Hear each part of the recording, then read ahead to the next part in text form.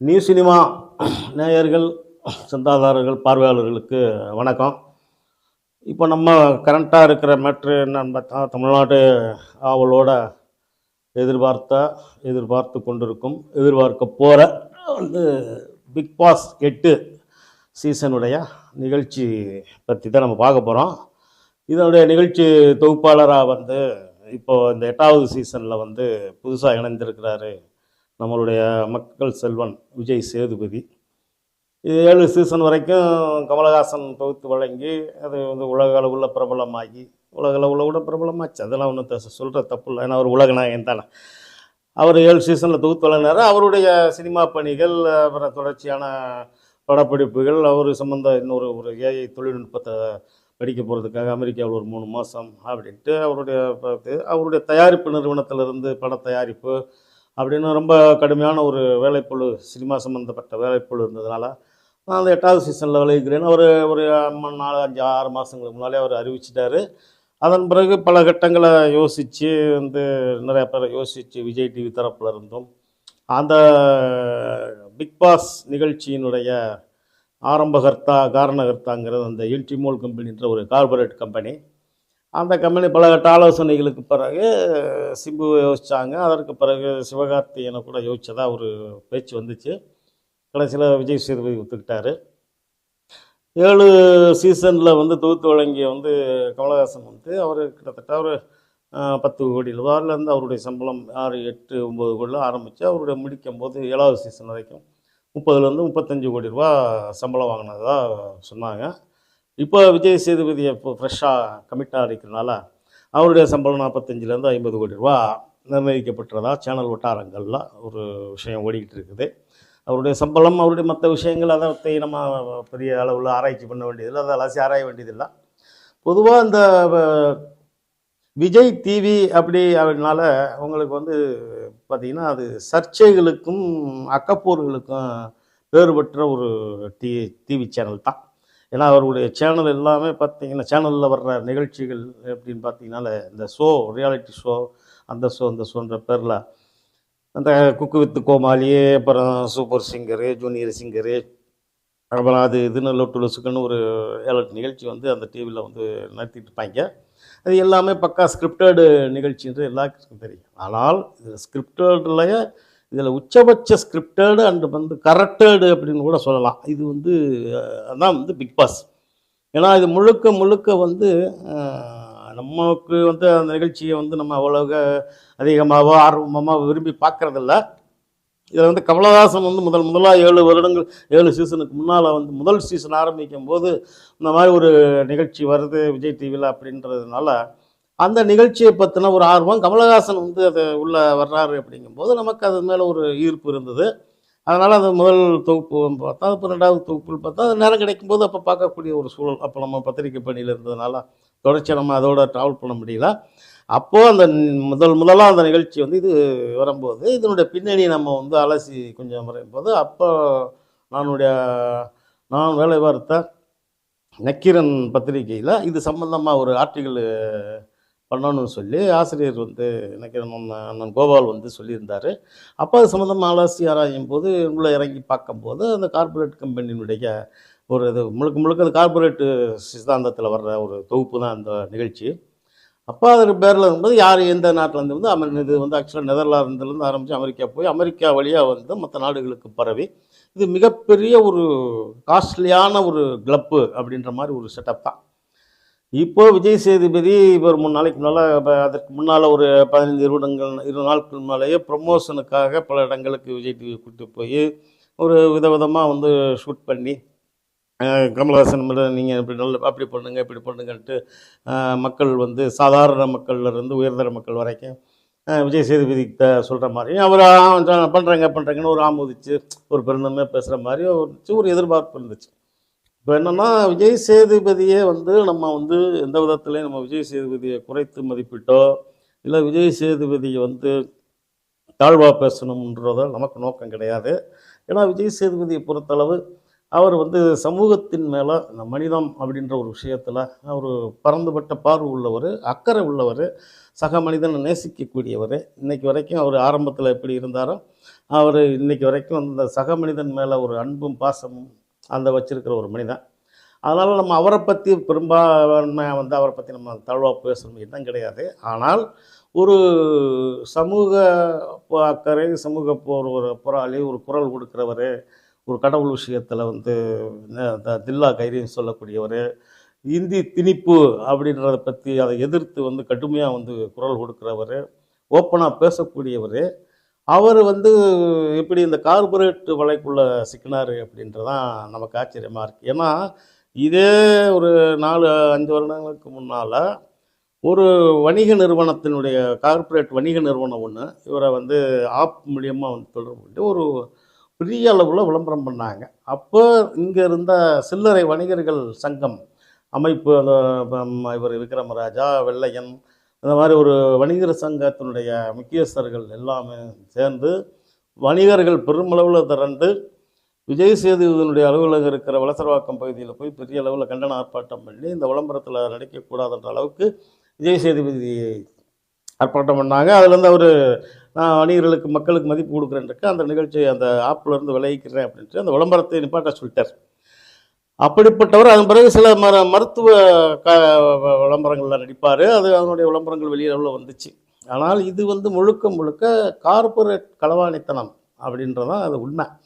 இதில் வந்து உள்ள இறங்கியிருக்காரு. சரி, இவருடைய கண்டிஷனுக்கு அந்த என்டிமால் கம்பெனி, அதாவது இந்த பிக் பாஸை நடத்துகிற அந்த கம்பெனி வந்து ஒத்துக்கிருச்சா, இல்லை அவர் அந்த என்டிமாலுடைய கட்டளைக்கும் கண்டிஷனுக்கும் விஜய் சேதுபதி அடிபணிஞ்சிட்டாரா அப்படின்றதான். ஏன்னா ஒரு சம்பளம்ன்றது மிகப்பெரிய அளவில் வந்தது. ஒரு 100 நாளைக்கு ஒரு 50 கோடிங்கும்போது அது ஒன்றும் பெரிய அளவில் அவருக்கு தெரியலையா என்னன்னு தெரியல.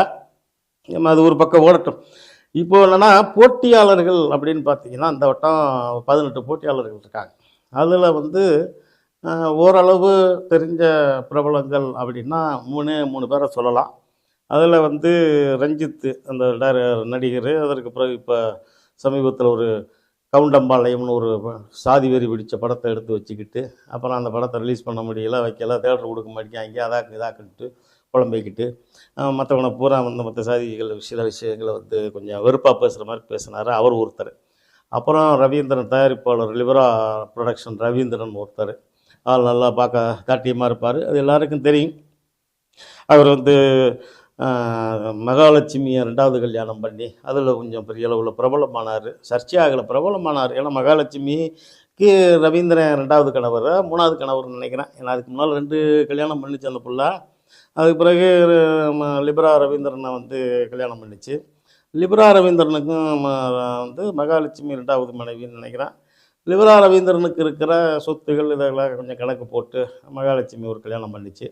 அப்போ அந்த மாதிரி ஒரு ரவீந்திரன் ஒரு தயாரிப்பாளர், அவர் 2-3 படம் தயாரித்தார். ஒரு படம் கிட்டத்தட்ட ஒரு 3 வருஷமாக கிடக்கு, அந்த படம் ரிலீஸ் ஆக முடியாமல் கிடக்கு. அது ஒரு விஷயம். அதுக்கு பிறகு தர்ஷா குப்தான்னு ஒரு டிவி ஆர்டிஸ்ட்டு, ப்ளஸ் வந்து இதே சாதி பிரச்சனைக்கு பேர் போன டைரக்டர் மோகன்ஜி அப்படின்ற ஒரு படைய ருத்ரதாண்டவமும் என்னமோ ஒரு படம் நினைக்கிறேன், அது அந்த ஒரு படம்.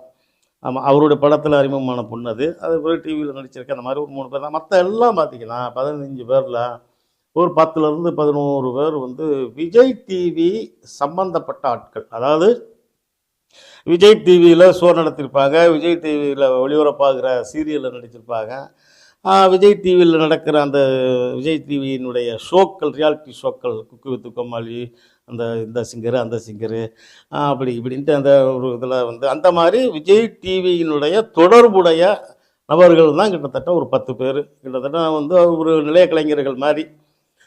இது எதுக்கு இந்த மாதிரி வந்து அறிமுகம் இல்லாத ஆட்கள்லாம் போட்டு உள்ளே கொண்டு வந்தாங்க அப்படின்றது நமக்கு தெரியல. ஏன்னா பிக் பாஸ் அப்படின்னால மகாகணம் பொருந்திய நமீதா, வனிதா விஜயகுமார், அதற்கு பிறகு வனிதா விஜயகுமார் பற்றிலாம் நம்ம கேட்க வேண்டியதில்லை. அவருடைய வாய்ஜாலம்ன்றது அகில உலக பிரசித்தான். யாரையும் சகட்டு மணிக்கு அட்டி தாறுமாறாக பேசக்கூடிய தைரியசாலி. அதன் பிறகு கஞ்சா கருப்பு, அதன் பிறகு நம்ம வையாபுரி, அப்புறம் மதுமிதா, டைரக்டர் சேரன், இந்த மாதிரி ஆட்கள்லாம் வந்து பிரபலங்கள் மாதிரி ஆட்கள்லாம் வந்திருந்தாங்க. அப்புறம் வைல்டு கார்டு என்ட்ரின்ற பேரில் கஸ்தூரி போவாங்க, அப்புறம் ரம்யா கிருஷ்ணன், அந்த மாதிரி பெரிய பெரிய ஆட்கள்லாம் உள்ள பிக் பாஸ் வீட்டுக்குள்ளே போனாங்க. அப்படி இருந்த 7 நிகழ்ச்சி 7 சீசன் வந்து இப்போ 8வது சீசனில் முழுக்க முழுக்க இதில் வந்து விஜய் சேதுபதியை பலி கொடுக்கணும்னு நினச்சி பண்ணாங்களா, இல்லை வந்து விஜய் சேதுபதிக்கு சமாளிச்சிடலாம்னு சொல்லி இந்த மாதிரி சாதாரண நாட்களை வந்து உள்ளே கொண்டு போனாங்களான்னு நமக்கு தெரியல. அது ஏன்னா அடுத்து இப்போ நிகழ்ச்சி ஆரம்பிச்சு 2-3 நாள் தான் ஆகுது. இன்னும் அடுத்தடுத்த வாரங்களில் அது எப்படி போகும் தெரியல. இதில் என்ன பெரிய பிரச்சனை அப்படின்னா, முக்கியமான ஒரு அக்கப்போர் 2 பேர் தான். ரஞ்சித்தும், நடிகர் ரஞ்சித்தும், தயாரிப்பாளர் ரவீந்திரனும் தான். ஏன்னா ரஞ்சித்தை பற்றி தமிழ்நாட்டுக்கே தெரியும், அவர் ஒரு சாதி வெறி பிடிச்ச ஆள் அப்படின்ட்டு. அந்த உள்ள அந்த பிக் பாஸ் வீட்டுக்குள்ளே என்ட்ரி ஆகி விஜய் சேதுபதி வந்து ஆரம்பத்திலேயே வந்து அவரை மண்டையில் தட்டி நீ ஒழுங்காக இருக்க பாருங்க அப்படின்ற மாதிரி ஒரு அடி அடிச்சிருக்காரு. அது ஊரெலாம் வைரல் ஆச்சு. அதே மாதிரி நம்ம லிபரா ப்ரொடக்ஷன் ரவீந்திரன் அவரை அறிமுகப்படுத்தணும். அவர் இந்த மாதிரி நீங்கள் தானே வந்து 7 வருஷமாக வெளியில் உட்காந்துக்கிட்டு பிக் பாஸை வந்து நிகழ்ச்சியே வந்து தாறுமாறாக கேவலமாக பேசினாரு அப்படி. இப்போ நீங்கள் உள்ளே வந்துட்டீங்கன்னா அந்த வேலை யார் பார்க்குறதுன்னு அவருக்கு ஒரு அடி செவுட்டில் ஒரு அறை அரைஞ்சிருக்காரு. அவர் இப்போ என்னன்னா இதில் வந்து என்ன கொடுமை அப்படின்னா, ஜாதி வெறி பிடிச்ச ரஞ்சித்து, லிபரா ப்ரொடக்ஷன் ரவீந்திரன், அவர் ஏற்கனவே 2 விஷயத்தில் 2 நேரம் ஜெயிலுக்கு போயிட்டு வந்தவர். பணம் மோசடி வழக்கில் ஒரு கான்ட்ராக்ட் அளவு பெரிய அளவில் கான்ட்ராக்ட் வாங்கி தரேன்னு சொல்லிட்டு ஒரு பார்ட்டியை 2 பார்ட்டியை ஏமாற்றி இந்த ஒரு 1.5-2 ஆண்டு இடைவெளிகளில் 2 நேரம் உள்ள ஜெயிலுக்கு போயிட்டு வந்துட்டார். அது போக இப்போ சில விஷயங்கள் வந்து சமீபத்தில் கேள்விப்பட்ட விஷயங்கள், சட்டவிரோத பணப்பரிமாற்றம், அந்த மாதிரி பிரச்சனைகளில் வந்து கொஞ்சம் அந்த இதில் வந்து தீவிரமாக இருக்கார் அப்படின்னா, அது ஒரு கிட்டத்தட்ட அது ஒரு கவாலா பணப்பரிமாற்றம் மாதிரி தான். கவாலா பண்ணால சட்டவிரோதமான பணப்பரிமாற்றம் தான். அதனால் அந்த ஒரு இதில் விஷயத்தையும் ரொம்ப தீவிரம் பண்ணிகிட்ருக்காரு அப்படின்ற மாதிரி நமக்கு ஒரு சில தகவல் வந்தது. ஏற்கனவே 2 நேரம் உள்ளே போயிட்டு வந்தவர். அதனால் இனிமேல் வந்து அவருக்கு ஜெயிலு வந்து அப்படின்றது பெரிய அளவில் ஒன்றும் அவருக்கு பயம் கொடுக்காது. ஏன்னா 2 நேரம் உள்ள ஜெயிலுக்கு போயிட்டு வந்துட்டால சில பேர் வந்து தெம்பாகிடுவான். ரைட்டு பார்த்துக்கலாம், 15 நாள் 20 நேரத்தில் ஜாமீனில் வந்துடலாம், வக்கீலுக்கு டீம் இருக்குது அப்படின்ட்டு.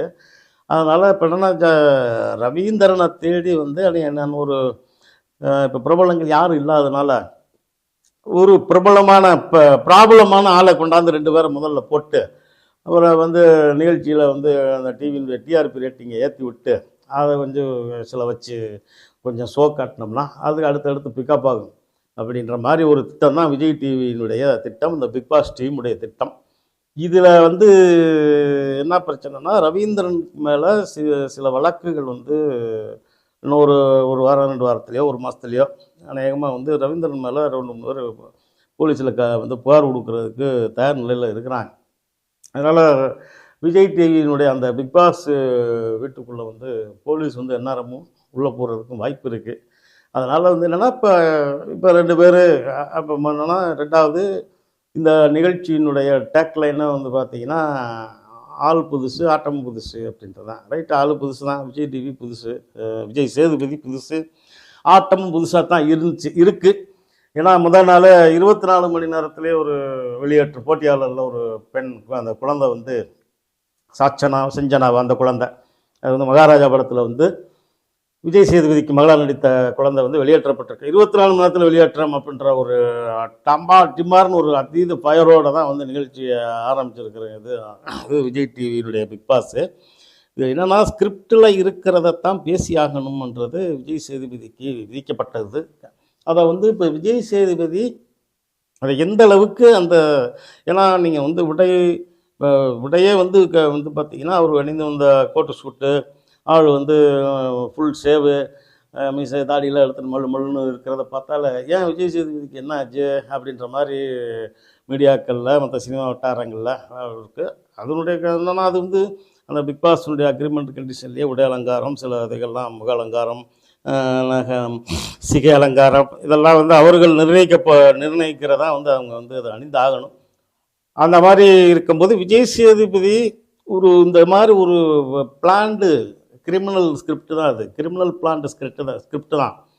இந்த ஸ்கிரிப்டை வந்து அவர் எப்படி அக்செப்ட் பண்ணி அதை வந்து தொடர்ந்து அதில் பயணிக்கிறதுக்கு வாய்ப்பு இருக்குமா, இல்லை சில சொந்த விஷயங்களை வந்து அவர் பேசணும்னு நினச்சாலும் அது சில விஷயங்கள முடியாது, எல்லா விஷயங்கள்லையும் வந்து சொந்த விஷயம் பேச முடியாது. இப்போ கமலஹாசன் பேசினார்னா அவருமே வந்து ஒரு 1-2 விஷயங்களை தான் வந்து சொந்தமாக பேச முடியுமே ஒழிச்சு அவராலையும் சொந்தமாக பேச முடியாது. ஆனால் கமல்ன்ற ஒரு மிகப்பெரிய ஹீரோ, இந்திய அளவில் பெரிய ஹீரோங்கும் போது விஜய் டிவி அதை வந்து தவிர்க்கவும் முடியாது. அவர் பேசுகிறத வந்து வாயடைக்க முடியாது. ஆனால் விஜய் சேதுபதியை வாயடைக்கிறதும் சங்கடம், அவர் வாயை வந்து கட்டிக்கிட்டு உட்கார்ந்துருக்கிறதும் பெரிய தர்ம சங்கடம் அவருக்கு. அதனால் இது எந்த அளவுக்கு வந்து இதாகும் அப்படின்ற மாதிரி ஒரு சூழல் ஆரம்பிச்சிருக்கு. 24 மணி நேரத்தில் ஒரு குழந்தை, இந்த சஞ்சனான்ற குழந்தை வந்து வெளியேற்றப்பட்டதுனால, அடுத்து வந்து ரஞ்சித்தோ ரவீந்திரனோ இன்னொரு யாராவது போகிறதோ, ஒரு பையன் யாராவது ஒரு ஆளுக்கு வந்து வெளியேறிட்டா, அடுத்தடுத்து ஒரு 2 வாரம் கழித்து 2 வாரத்தில் பிரபலங்களை வந்து ஒரு 2 பேரை 3 பேரை வந்து உள்ளே அனுப்பி, அப்புறம் மேலும் வந்து தீவிரப்படுத்துறதுக்கு, மேலும் வந்து அந்த டிஆர்பி ரேட்டிங் ஏற்றுறதுக்காக விஜய் சேதுபதியவே வந்து மூலச்செலவை பண்ணி இந்த பிக் பாஸ் டீம் வந்து உள்ளே இறக்கியிருக்கு அப்படின்றதான் நம்மளுடைய பார்வையும் நம்மளுடைய கருத்து. அதுதான். ஏன்னா லிபரா ரவீந்திரன் வந்து வனிதா விஜயகுமார் வந்து பீட்டர் புகழ் அப்படின்ற ஒருத்தரை வந்து 3வது கல்யாணமா 4வது கல்யாணமா தெரியல, நமக்கு அது தெரியல, அது வனிதா விஜயகுமார் தான் தெரியும்.